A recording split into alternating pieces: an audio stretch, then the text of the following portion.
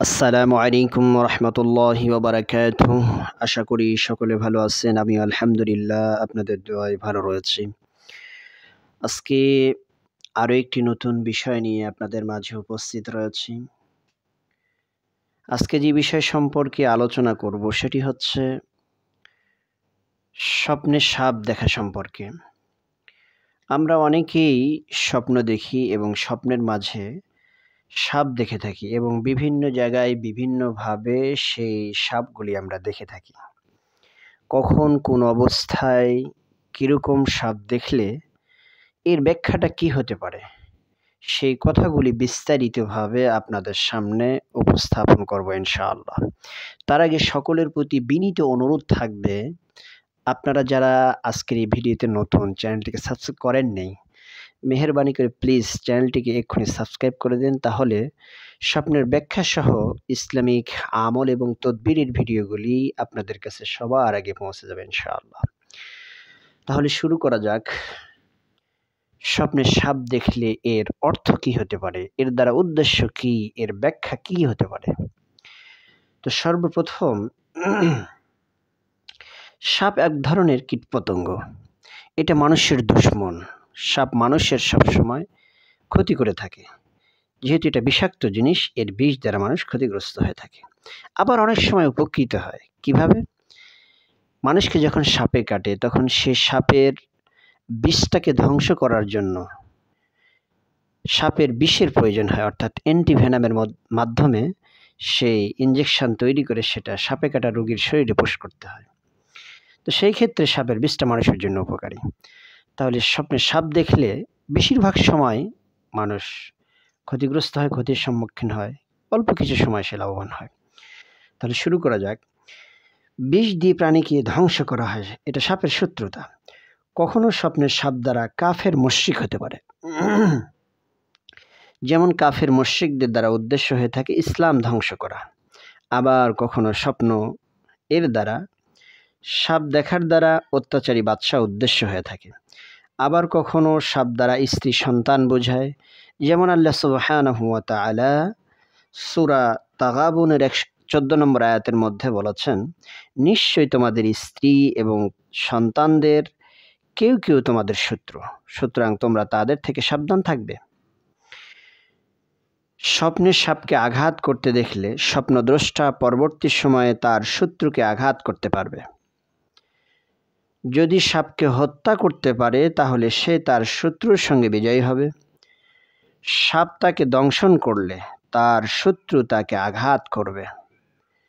সাপের গোশত খেতে দেখলে স্বপ্নদ্রষ্টা শত্রু ধন সম্পদ লাভ করবে। সাপকে ২ টুকরা করে দিলে স্বপ্নদ্রষ্টা তার শত্রুর মাঝে অবস্থান করবে। সাপের সঙ্গে বিনয়ী ও নম্রতার সঙ্গে কথা বলতে দেখলে স্বপ্নদ্রষ্টা কল্যাণ পাবে, লাভবান হবে। মানুষ তার লাভ দেখে বিস্মিত হবে।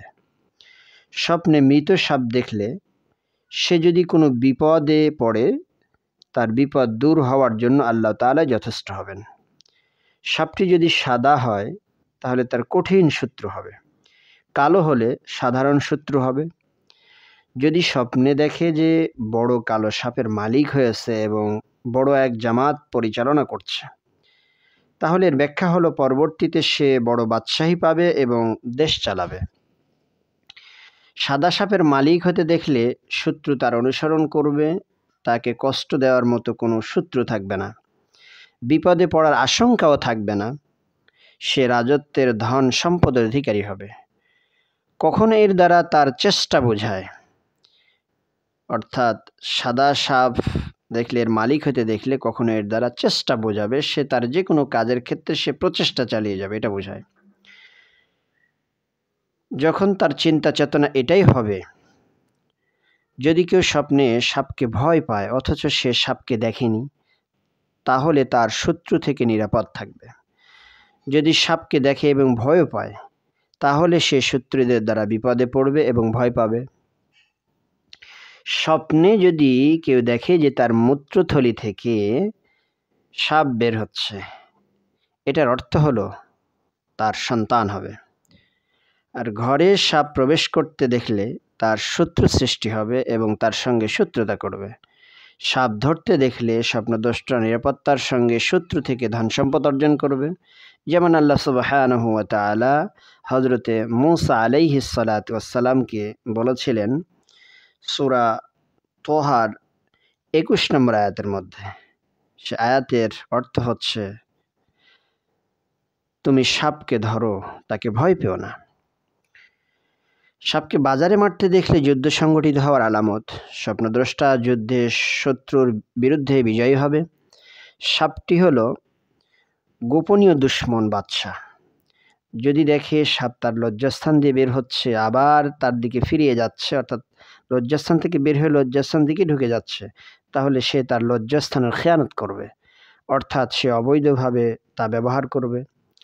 বিছানায় মাদি সাপ মারতে দেখলে তার স্ত্রী মৃত্যুবরণ করবে। যদি স্বপ্নে দেখে তার গর্দানে সাপ, এরপর সে সাপকে মেরে ৩ টুকরো করে দিল, বুঝতে হবে সে তার স্ত্রীকে ৩ তালাক দেবে। সাপের পা যদি স্বপ্নে দেখে এবং তার দাঁত দেখে, শত্রুর শক্তি এবং তার তীব্রতা চক্রান্তের বৃহৎ আলামত। তার মানে কেউ যদি সাপের পা দেখে, সাপের দাঁত দেখে, সাপের অঙ্গ প্রত্যঙ্গগুলি দেখে, তাহলে বুঝতে হবে তার শত্রু অত্যন্ত শক্তিশালী। তো সাপকে এক স্থান থেকে অন্য স্থানে স্থানান্তরিত করতে দেখা তার এক অবস্থা থেকে অন্য অবস্থার পরিবর্তন হওয়ার ইঙ্গিত।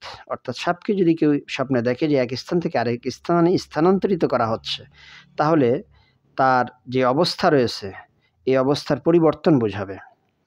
যদি কেউ স্বপ্নে দেখে যে সাপ দিয়ে তার ঘাড় ভর্তি, সে সাপকে ভয় করছে না, তাহলে সে মুসলমানদের শত্রুকে তার ঘরে আশ্রয় দেবে, কুপ্রবৃত্তির অনুসারীদের সঙ্গে মিলিত হবে। পানিতে থাকা সাপ স্বপ্নে দেখা সম্পদের লক্ষণ। সুতরাং যদি কেউ তার পকেটে অথবা তার আস্তিনে জলজ ছোট সাপ দেখে, কিন্তু সে সাপকে ভয় করছে না, সাপও তাকে কোনো ক্ষতি করছে না, তাহলে এটা দ্বারা তার সম্পদ বোঝাবে, অর্থাৎ সে অনেক সম্পদের মালিক হবে, সম্পদ অর্জিত হবে। স্বপ্নের শত্রুকে তার ক্ষতি করার চেষ্টা করতে দেখলে, অথবা কোনো ব্যক্তি যদি দেখে তার ঘরে সাপ প্রবেশ করছে কিন্তু সাপ তার ক্ষতি ছাড়াই বের হয়ে যাচ্ছে, তাহলে তার পরিবার এবং আত্মীয় স্বজনদের মধ্য থেকে হবে তার শত্রু। সাপকে ঘর ছাড়া অন্য কোথাও দেখলে তার শত্রু বহিরাগত হিসেবে বিবেচিত করতে হবে। সর্বত্র সাপ মারা হচ্ছে এমন স্বপ্ন দেখলে এবং তার মধ্য থেকে সে একটি সাপ মারতে দেখলে স্বপ্নদ্রষ্টা ওই দেশের বাদশা হবে। শত্রুদেরকে মেরে ফেললে যদি সে যে সাপটি মেরেছে সেটা বিষাক্ত সাপের মতো হয়, যদি দেখে বিষাক্ত সাপটি ওপরে উঠছে, তাহলে সে ব্যক্তি সম্মানিত ও আনন্দিত হবে। সাপ ওপর থেকে নিচে অবতরণ যদি করতে দেখে স্বপ্নে, ওই স্থানের একজন নেতা মারা যাওয়ার ইঙ্গিত, এটা আলামত হিসেবে বিবেচনা করা হয়। সাপ মাটি থেকে বের হতে দেখা সেখানকার স্বাস্থ্যের ইঙ্গিত। যদি মাটি থেকে সাপ বের হচ্ছে এরকম যদি দেখে, তাহলে ওই এলাকায় স্বাস্থ্যের ইঙ্গিত। আর বাগান ভর্তি সাপ দেখলে তার বাগান বৃদ্ধি পাবে এবং তার বাগানের যেসব গাছ আছে সেগুলো বৃদ্ধি পাবে ও বেঁচে থাকবে। 2টি ঘটনা বলে শেষ করব আজকের আলোচনা। জনৈক ব্যক্তি ইমাম ইবনে সিরিন রহমতুল্লাহের কাছে এসে বলল, আমি স্বপ্নে দেখেছি সাপ দৌড়াচ্ছে, আমি তার পিছনে পিছনে চলছি, এরপর সাপটি গর্তে প্রবেশ করলো।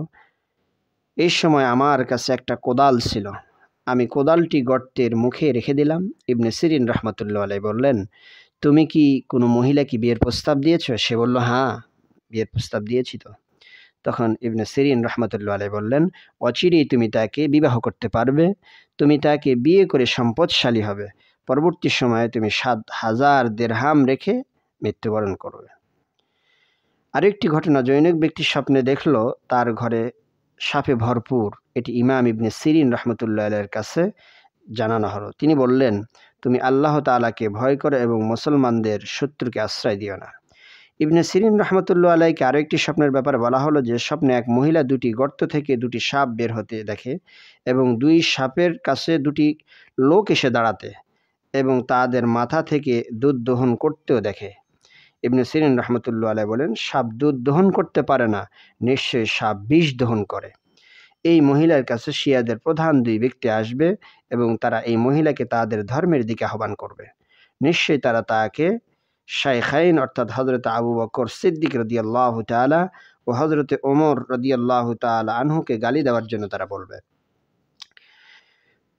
স্বপ্নে যদি কেউ পুরুষের পেটে সাপ দেখতে বের হয়, অর্থাৎ পুরুষের পেট থেকে সাপ বের হওয়া দেখে, স্বপ্নদ্রষ্টার নিকটবর্তী লোকদের মাঝে বিপদ আসার লক্ষণ এটা। যদি কেউ স্বপ্নে দেখে দৈত্য তার পাশ দিয়ে ঘুরছে, তাহলে সে দীর্ঘায়ু হবে এবং শাসনভার পাবে। স্বপ্নে রাক্ষসের গোশত খেতে দেখলে বাদশার পক্ষ থেকে সম্পদ লাভ করবে। দৈত্য স্বপ্নে দেখা এমন লোকদের বোঝায় যা তার সঙ্গে গোপন শত্রুতা করবে। তার অনেক মাথা থাকলে খারাপ ও নিকৃষ্টতার ক্ষেত্রে তার অনেক বিষয় থাকবে। যদি তার মাথা 2টি বা 3টি অথবা 4টি থাকে, এমনকি মাথা 7টা পর্যন্ত হয়, তার প্রতিটি মাথায় একটি করে মুসিবত এবং একটি করে খারাপ বিষয় হবে। আর যখন তার মাথা 7টা হওয়া দেখবে, তখন তার খারাপ হওয়ার কোনো তুলনাই থাকবে না। সে এমন খারাপ হবে, তার কেউ সমকক্ষ হবে না। জমিনে ব্যাপক কীটপতঙ্গ দেখা দুষ্ট মানুষের ব্যাপক এবং ব্যাপকতার দিকে ইঙ্গিত করে, অনিষ্টের দিকে ইঙ্গিত করে। স্বপ্নে গুইসাপ দেখলে কি হয়? স্বপ্নে কেউ যদি গুইসাপ দেখে, তাহলে স্বপ্নদ্রষ্টা অসুস্থ হবে। এই ছিল আজকের স্বপ্নে সাপ দেখা সম্পর্কে যথেষ্ট আলোচনা। স্বপ্নে সাপ দেখলে যে হুবহু এগুলির সাথে আপনার স্বপ্নের অর্থ মিলবে এমনটি নয়। এটি ব্যক্তি, স্থান, কাল, পাত্র, সময় এর উপরে নির্ভর করবে। কখন কি অবস্থায় আপনি স্বপ্ন দেখেছেন, কে দেখেছে, কোথায় দেখেছে, এইগুলি বিশ্লেষণ করে এবং এর ব্যাখ্যার সাথে কিছু মূলনীতি রয়েছে, তার সাথে মিল করে এর ব্যাখ্যা উপস্থাপন করা হয়, দাঁড় করানো হয়।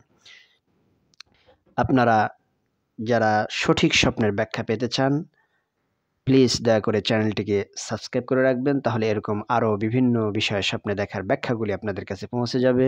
আজকে এই পর্যন্ত। আপনারা সকলে ভালো থাকবেন, সুস্থ থাকবেন, দোয়া করি সকলের জন্য। আবার অন্য কোনো দিন অন্য কোনো ভিডিওতে দেখা হবে, আপনাদের সাথে কথা হবে। সেই পর্যন্ত আসসালামু আলাইকুম ওয়া রাহমাতুল্লাহি ওয়া বারাকাতুহু।